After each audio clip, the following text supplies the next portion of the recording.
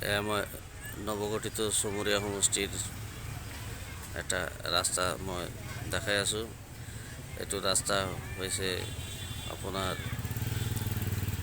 দক্ষিণ কানহাৰা আৰু টুকুৰাপাৰা গাঁও সংযোগী ৰাস্তা।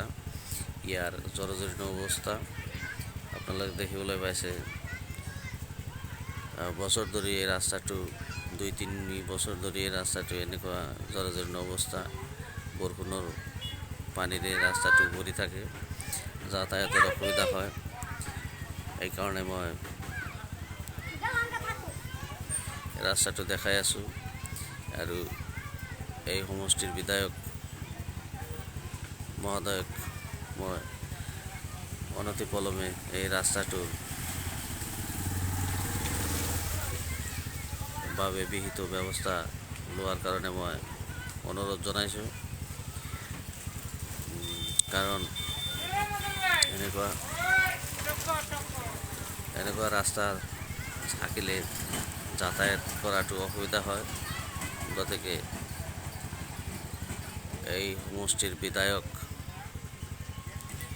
তথা অসমৰ মাননীয় মুখ্যমন্ত্ৰী ডক্টৰ হিমন্ত বিশ্ব শৰ্মাই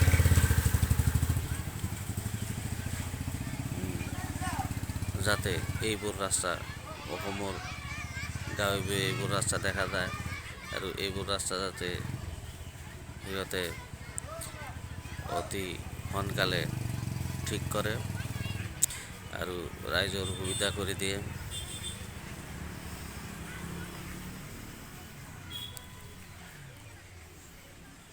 বহুত জৰ্জৰীত অৱস্থাৰ ৰাস্তা।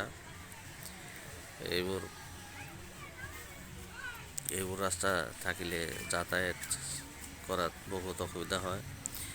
বহুত ল'ৰা ছোৱালী স্কুলত যাবলগীয়া হয়। ইতিমধ্যে আপোনালোকে চাই আছে বাইকবোৰ গৈ আছে, এক্সিডেণ্ট হোৱাৰ সম্ভাৱনা থাকে। পিলপিলিবোৰ আপ ডাউন কৰি থাকে।